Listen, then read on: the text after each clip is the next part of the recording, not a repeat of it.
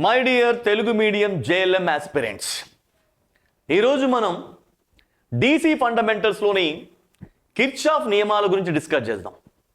So మనకు తెలుసు ఓం నియమంతో మనం అన్ని సర్క్యూట్స్ని కూడా మనం సాధించలేము.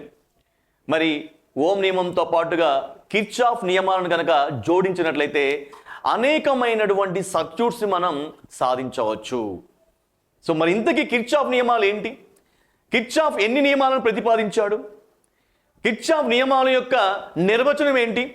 ఈరోజు సెషన్లో మనం కిర్చాఫ్ నియమాల యొక్క నిర్వచనాన్ని చూద్దాం. చూడండి, ఇక్కడ Robert Gustav Kirchhoff. So Kirchhoff నియమాలను ప్రతిపాదించినటువంటి శాస్త్రవేత్త ఎవరంటే రాబర్ట్ గుస్తావ్ కిర్చాఫ్.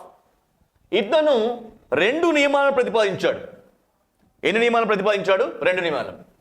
సో రెండు నియమాలని ప్రతిపాదించాడు. ఆ రెండు నియమాలని కిర్చాఫ్ నియమాలు అంటారు. కిర్చాఫ్ నియమాలు అంటారు. సో కిర్చాఫ్ నియమాల గురించి మనం మాట్లాడుకుంటే,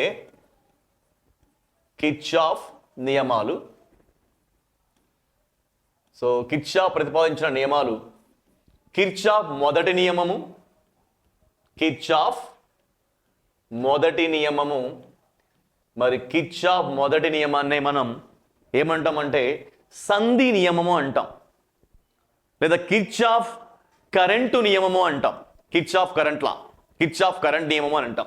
చూడండి, కిర్చాఫ్ మొదటి నియమము, మొదటి నియమము లేదా సంధి నియమము అంటాం. ఎందుకంటే కిర్చాఫ్ మొదటి నియమాన్ని ఎప్పుడు కూడా మనం సంధికి వర్తింపజేస్తాం. సంధి అంటే జంక్షన్. ఏ junction? Current junction. Current junction ఏంటి అంటే ఏంటి? నోడ్ అని కూడా అంటాం. అంటే కిర్చాఫ్ కరెంట్ నియమాన్ని ప్రధానంగా మనం దేనికి వర్తింపజేస్తామంటే, ఎక్కడ అప్లై చేస్తామంటే నోడ్ దగ్గర. నోడ్ అంటే కరెంట్ జంక్షన్, కరెంట్ జంక్షన్ అంటే సంధి. కాబట్టి నోడ్కి అప్లై చేయడం కారణంగా కిర్చాఫ్ ప్రతిపాదించిన మొదటి నియమాన్ని మనం సంధి నియమం అని అంటాము. సో సంధి నియమం అన్నా లేదా కిర్చాఫ్ కరెంటు నియమం, కిర్చాఫ్ కరెంటు నియమం అన్నా ఒకటే. Kirchhoff current law, Kirchhoff current నియమము, కేసీఎల్ షార్ట్ ఫామ్ లో దీన్ని మనం ఏమంటే కేసీఎల్, కిర్చాఫ్ కరెంట్ లా అని చూస్తాం. అదేవిధంగా మనం కిర్చాఫ్ రెండవ నియమం గురించి మాట్లాడుకుంటే, దేనికి ఈ కిర్చాఫ్ రెండవ నియమాన్ని మనం వర్తింపజేస్తాం అంటే, చూడండి ఇక్కడ కిర్చాఫ్ రెండవ నియమాన్ని సర్క్యూట్ క్లోజ్డ్ పాత్కి అంటే మూయబడినటువంటి వలయాలకు వర్తింపజేస్తాం. కాబట్టి కిర్చాఫ్ ప్రతిపాదించినటువంటి రెండవ నియమాన్ని వలయ నియమము అంటాం. ఏమంటాం మనం? వలయ నిలయము. సో వలయ నియమం, సో వలయ నియమం అంటాం. సో దీన్నే జనరల్గా చూడండి, ఇక్కడ కిర్చాఫ్ వలయ నియమాన్ని ఏమంటామంటే కిర్చాఫ్ వోల్టేజ్ నియమం అని కూడా అంటాం. కిర్చాఫ్ వోల్టేజ్ నియమం, కిర్చాఫ్ వోల్టేజ్ నియమం అంటే కిర్చాఫ్ రెండో కిర్చాఫ్ సెకండ్ లా అన్నా, చూడండి లూప్ లా అన్నా, లేదా కిర్చాఫ్ వోల్టేజ్ లా అన్నా ఒకటే. సో కాబట్టి ఇక్కడ మనం చూడండి, ఇక్కడ దీన్ని సింపుల్గా కేవీఎల్ అంటాం, Kirchhoff voltage law. So Kirchhoff మొదటి నియమం అంటే KCL, Kirchhoff current law. Kirchhoff రెండో నియమం అంటే కేవీఎల్ అంటే కిర్చాఫ్ వోల్టేజ్ లా. చూడండి, ఇక్కడ కిర్చాఫ్ మొదటి నియమం గురించి డిస్కస్ చేద్దాం. సో ఇక్కడ చూడండి, కిర్చాఫ్ మొదటి నియమం ఏం చెప్తుంది? కిర్చాఫ్ మొదటి నియమం అన్నా లేదా సంధి నియమం అన్నా లేదా కరెంటు నియమం, కిర్చాఫ్ కరెంటు నియమం అన్నా ఒకటే. కిర్చాఫ్ కరెంటు నియమం. దీన్ని షార్ట్ సూక్ష్మ రూపంలో ఏ విధంగా రిప్రజెంట్ చేస్తున్నాం మనం కిర్చాఫ్ కరెంట్ నియమాన్ని అంటే కేసీఎల్, కిర్చాఫ్ కరెంట్ లా. ఇంగ్లీష్లో కిర్చాఫ్ కరెంట్ లా అంటాం కాబట్టి దాని యొక్క సూక్ష్మ రూపం ఏంటమ్మా? కేసీఎల్. మరి ఇది ఏం తెలియజేస్తుంది? జనరల్గా చూడండి, ఇక్కడ నేను సో కేసీఎల్ అంటే కిర్చాఫ్ కరెంటు నియమాన్ని దేనికి అప్లై చేస్తాం? కిర్చాఫ్ కరెంట్ కేసీఎల్ని మనం సంధికి అప్లై చేస్తాము. సంధికి లేదా ఈ సంధిని ఏమంటాం మనం? Current junction. కరెంట్ జంక్షన్ ని ఏమంటాం మనం? నోడ్కి అప్లై చేస్తారు. నోడ్ అంటే కరెంట్ జంక్షన్. అంటే ఏదన్నా ఒక పాయింట్ ఒకటి కన్నా ఎక్కువ కరెంట్స్ తోటి లింక్ అవుతుంది అనుకోండి, ఆ పాయింట్నే మనం నోడ్ అని అంటాం. అంటే కరెంట్ జంక్షన్ అని అర్థం. సో జంక్షన్ తెలుగులో మనం సంధి అంటాం. కాబట్టి ఇక్కడ ఈ నియమానికి సంధి నియమం కూడా పేరు. సో మరి సంధి నియమం ఏం తెలియజేస్తుంది చూడండి. నేను ఒక కరెంటు సంధి తీసుకుంటున్నా, కరెంట్ జంక్షన్. అంటే ఇక్కడ చూడండి, ఇది ఒక జంక్షన్. ఈ జంక్షన్ దగ్గర అనేకమైన బ్రాంచెస్, అంటే అనేకమైనటువంటి ఎలిమెంట్స్ ఏంటి అనుసంధానం చేయబడి. ఇప్పుడు చూడండి వీటి యొక్క కరెంట్స్ ఒకసారి గమనిద్దాం. సో ఇది current I1, I2, I3, I4, చూడండి I1, I2, I3, I4, I5, I6, I7 అనుకుందాం. Next I7. ఇప్పుడు చూడండి, అంటే ఇది అంటే ఈ పాయింట్ వచ్చేసి 7 కరెంట్స్ తోటి లింక్ అవుతా ఉంది. కాబట్టి దీన్ని ఏ విధంగా తీసుకుంటాం మనం? ఇది కరెంట్ జంక్షన్. అంటే దీన్నే మనం ఏమంటాం అంటే నోడ్ అంటాం, లేదా సంధి అంటాం. కరెంట్ జంక్షన్ లేదా నోడ్ లేదా సంధి. ఇప్పుడు ఈ సంధి వద్ద అంటే కిర్చాఫ్ మొదటి నియమం ప్రకారం, కిర్చాఫ్ కరెంటు నియమం ప్రకారం ఏదైనా ఒక సంధి తీసుకుందాం అనుకోండి, ఏదైనా ఒక కరెంట్ జంక్షన్ తీసుకుందాం అనుకోండి, లేదంటే ఏదైనా ఒక నోడ్ తీసుకుందాం అనుకోండి, ఏదైనా ఒక నోడు వద్ద లేదంటే ఏదైనా ఒక సంధి వద్ద విద్యుత్ ప్రవాహాల బీజీయ మొత్తము 0. విద్యుత్ ప్రవాహాలు బీజీయ మొత్తం అంటే మొత్తము అంటే డైరెక్ట్గా ఎడిషన్ చేయడం, మనం మొత్తం ప్లస్ ఉంటుంది, కూడాలి. మరి ఇక్కడ బీజీయ మొత్తం అంటే కొన్ని కరెంట్స్ కూడబడతాయి, కొన్ని కరెంట్స్ తీసివేయబడతాయి. అంటే కొన్ని కరెంట్స్ మనం యాడ్ చేస్తాం, కొన్ని కరెంట్స్ సబ్ట్రాక్ట్ చేస్తాం. మరి ఏ కరెంటు యాడ్ అవుతుంది, ఏ కరెంట్ సబ్ట్రాక్ట్ అవుతుంది అనేది ఎలా డిసైడ్ చేస్తామంటే సాధారణంగా సంధిని ఎంటర్ అయ్యే కరెంట్ని మనం నెగిటివ్గా తీసుకుంటాం, సంధిని వదిలి వెళ్ళే కరెంట్ని పాజిటివ్గా తీసుకుంటాం. సో జనరల్గా చూడండి, ఇక్కడ సంధిని వదిలి వెళ్ళే కరెంటుని ఏ విధంగా తీసుకుంటాం? వదిలి వెళ్ళే కరెంటుని పాజిటివ్గా అంటే ధనాత్మకంగా తీసుకుంటాం. మరి సంధిని ప్రవేశించే అంటే సంధి లోపలికి ఎంటర్ అయ్యే కరెంట్, సంధిని ప్రవేశించే కరెంట్ని ఏ విధంగా తీసుకుంటాం అంటే నెగటివ్గా తీసుకుంటాం. అంటే ఇప్పుడు చూడండి, ఇప్పుడు I1 ఉంది, I1 ఎంటర్ అవుతుంది. మరి ఎంటర్ అయ్యే కరెంట్ ఏ విధంగా తీసుకుంటున్నాం మనం? నెగటివ్గా అంటే -I1. నెక్స్ట్ సంధిని అంటే వదిలి వెళ్ళే కరెంట్ ఏంటి? పాజిటివ్ కదా, +I2. I3 ఎంటర్ అవుతుంది, -I3. I4 కూడా ఎంటర్ అవుతుంది, -I4. I5 బయటికి వదిలి వెళ్తుంది కాబట్టి +I5. I6 కూడా వదిలి వెళ్తుంది, +I6. I7 ఎంటర్ అవుతుంది, -I7. ఇప్పుడు చూడండి, కొన్ని కరెంట్స్ నెగటివ్ ఉన్నాయి, కొన్ని కరెంట్స్ పాజిటివ్ ఉన్నాయి. కాబట్టి ఈ విధంగా కొన్ని పాజిటివ్ సైన్ కలిగి ఉన్నాయి, కొన్ని నెగటివ్ సైన్ కలిగి ఉన్నాయి. కాబట్టి ఈ మొత్తాన్ని మనం ఏమంటాం అంటే బీజీయ మొత్తం అంటాం. బీజీయ మొత్తం అంటే అన్నిటికీ పాజిటివ్ సైనే ఉంటుంది.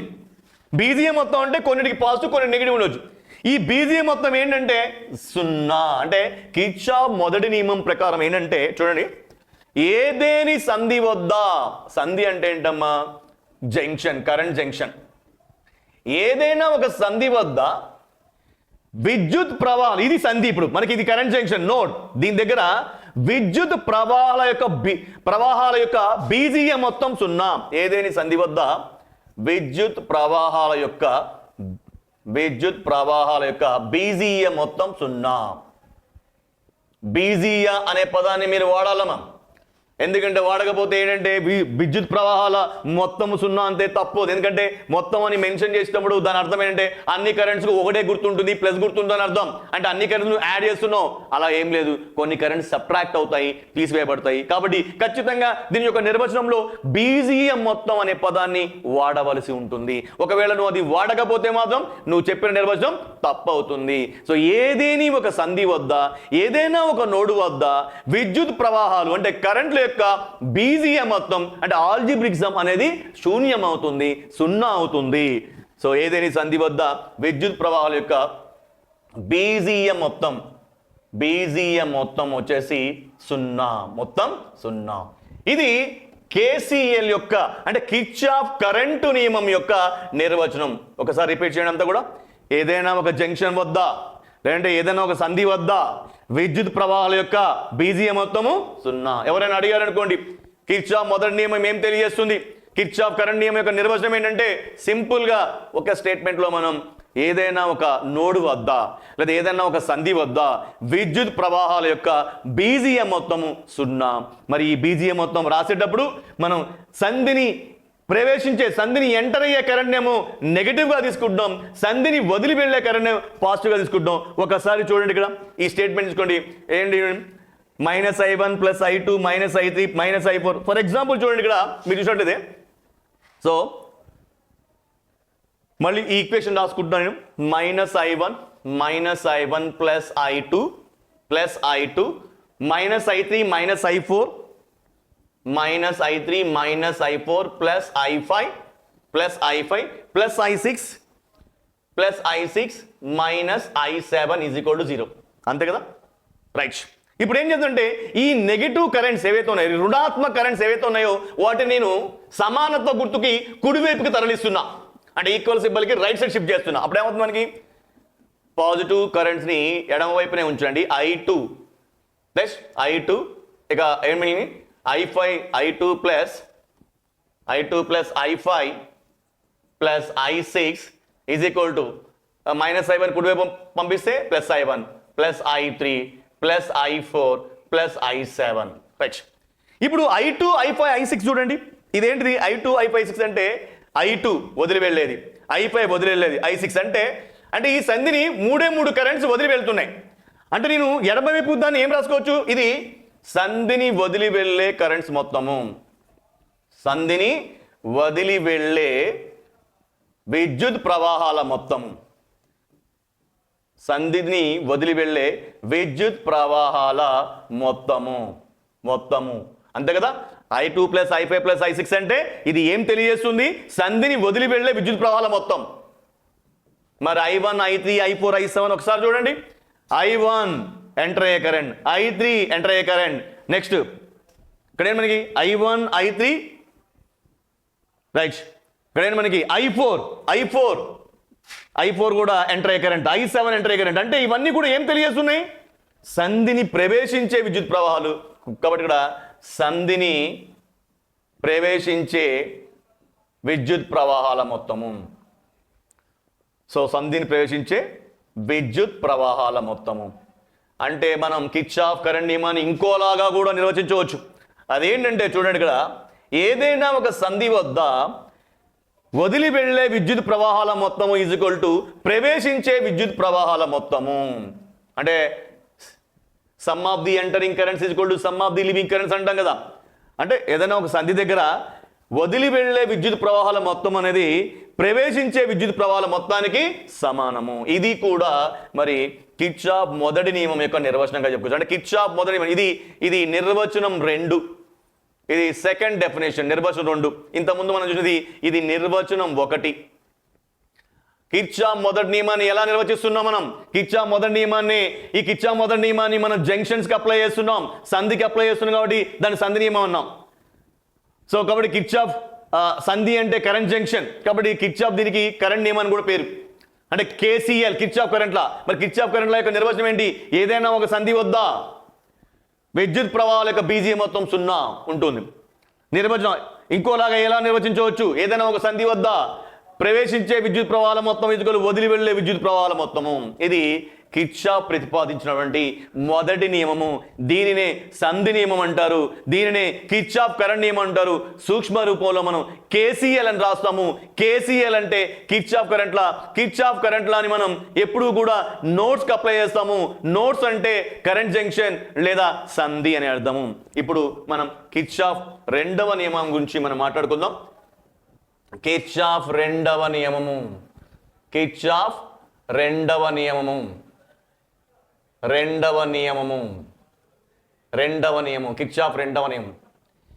దీనినే మనం చూడండి, కిర్చాఫ్ రెండవ నియమాన్ని మనం వలయ నియమము అంటాం. వలయం ఎందుకంటే వలయాలకు అప్లై చేస్తాం. మనకి క్లోజ్డ్ పాత్స్, లూప్స్, మూయబడిన మార్గము, మూయబడినటువంటిదంటే దాన్ని ఏమంటాం, వలయం అంటాం. అంటే కిర్చాఫ్ కరెంట్ నియమమేమో సంధికి అప్లై చేస్తాం కాబట్టి సంధి నియమం అది.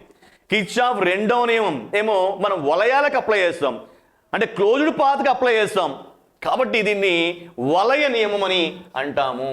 వలయ నియమము లేదా మరి వలయంలో ఏముంటాయి మనకి చూడండి, వలయంలో మనకి అనేకమైన వోల్టేజ్లు ఉంటాయి, అనేకమైన పొటెన్షియల్ డిఫరెన్సెస్ ఉంటాయి, కాబట్టి పొటెన్షియల్ భేదాలు ఉంటాయి. కాబట్టి మరి పొటెన్షియల్ భేదాలు చాలా ఎక్కువ అంటే అది దేనిగా తీసుకోవాలి మనం?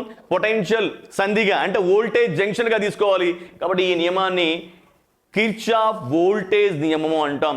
సూక్ష్మ రూపంలో కేవీఎల్ అని రాస్తాం, అంటే కిర్చాఫ్ వోల్టేజ్ లా. సో వలయ నియమం లేదా కిర్చాఫ్ వోల్టేజ్ నియమము, కిర్చాఫ్ వోల్టేజ్ నియమము, వోల్టేజ్ నియమం. సూక్ష్మ రూపంలో దీన్ని కేవీఎల్ అని రాస్తాము. కేవీఎల్ అంటే కిర్చాఫ్ వోల్టేజ్ లా. మరి ఇది ఏంటి చూడండి, ఇప్పుడు నేను ఏం చేస్తున్నానంటే ఒక వలయాన్ని తీసుకుంటున్నా, ఒక వలయం తీసుకుంటున్నా చూడండి. సో ఈ విధంగా అనేకమైనటువంటి మూలకాలు ఉన్నాయి, అనేకమైనటువంటి ఎలిమెంట్స్ ఉన్నాయి ఇందులో, ఎలిమెంట్స్. సో ఈ ఎలిమెంట్ 1, ఇది ఎలిమెంట్ 2, ఎలిమెంట్ 3 ఉంది. ఇప్పుడు చూడండి, ఈ ఎలిమెంట్ 1 అంటే ఇది సోర్స్, ఈ వలయంలో కనెక్ట్ చేయబడిన సోర్స్ ఇది విఎస్. దీని దగ్గర వోల్టేజ్ డ్రాప్ V1 అనుకుందాం. ఎలిమెంట్ 2 దగ్గర వోల్టేజ్ డ్రాప్ V2 అనుకున్నాం. ఎలిమెంట్ వోల్టేజ్ డ్రాప్ V3 అనుకుంటే చూడండి, మనం విఎస్ ప్లస్ జనరల్గా V1 plus V2 plus V3, ఇందులో కొన్ని ప్లస్లు ఉండొచ్చు, కొన్ని మైనస్ ఉండొచ్చు. కాబట్టి నేను ప్లస్ ఆర్ మైనస్ రాస్తున్నా ఇక్కడ, ప్లస్ ఆర్ మైనస్. ఈ బీజీఎం మొత్తం అనేది 0. అంటే ఇది ఏంటి? ఇది ఒక క్లోజ్డ్ పాత్ కదా. ఇది ఏ విధంగా ఉంది? మొత్తం సర్క్యూట్ మూయబడి ఉంది, అంటే ఒక వలయం. అంటే ఇది ఇందులో అనేకమైన voltage V1, V2, V3, VS. కాబట్టి ఈ వలయాన్ని ఏ విధంగా మనం పరిగణించవచ్చు? అనేకమైన వోల్టేజ్ ఉన్నాయంటే అది వోల్టేజ్ జంక్షన్ గా పరిగణించవచ్చు. మరి వోల్టేజ్ జంక్షన్ కి మనం అప్లై చేసే నియమం ఏంటి? కిర్చాఫ్ వోల్టేజ్ నియమము, కిర్చాఫ్. మరి దీని యొక్క నిర్వచనం మనం చూసినట్లయితే చూడండి, ఏదేని వలయంలో పొటెన్షియల్ భేదాల బీజీఎం మొత్తము 0. ఏదైనా వలయంలో పొటెన్షియల్ భేదాలు అంటే సింపుల్ గా వోల్టేజెస్, పొటెన్షియల్ భేదాల యొక్క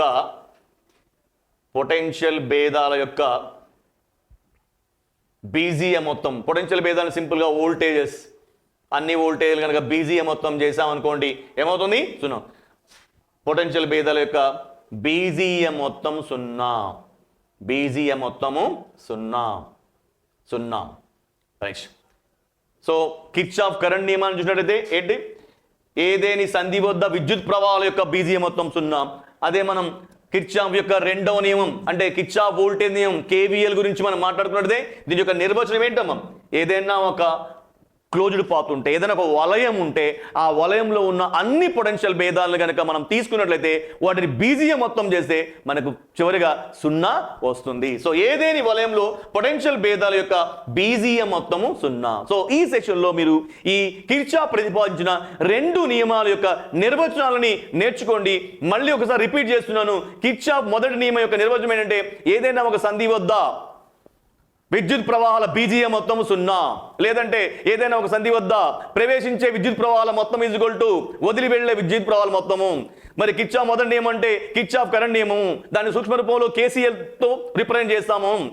మరి కేసీఎల్ ని, కిర్చాఫ్ కరెంట్ నియమాన్ని దేనికి వర్తింపజేస్తాము అంటే సంధికి వర్తింపజేస్తాం, అంటే నోడ్కి అప్లై చేస్తాం. మరి కిర్చాఫ్ రెండవ నియమానికి వచ్చినప్పుడు ఏదైనా మూయబడిన వలయంలో విద్యుత్ పొటెన్షియల్ భేదాల యొక్క బీజీఎం మొత్తం 0. మరి కిర్చాఫ్ రెండవ నియమాన్ని కిర్చాఫ్ వోల్టేజ్ నియమం అంటాం. సో కిర్చాఫ్ వోల్టేజ్ నియమం అంటే కేవీఎల్ని జనరల్గా మనం క్లోజ్డ్ పాత్స్కి అప్లై చేస్తాం, వలయాలకు అప్లై చేస్తాం. సో ఈ పాయింట్స్ మీరు గుర్తుపెట్టుకోండి. రైట్. సో నెక్స్ట్ సెషన్లో మరి వీటిని మరి వలయాలకు లేదా సర్క్యూట్స్కి ఎలా అప్లై చేస్తారు, మరి ఏ విధంగా సాధిస్తారో నేర్చుకుందాం. సో నెక్స్ట్ సెషన్లో మనం కలుద్దాం. I wish you good luck and all the best.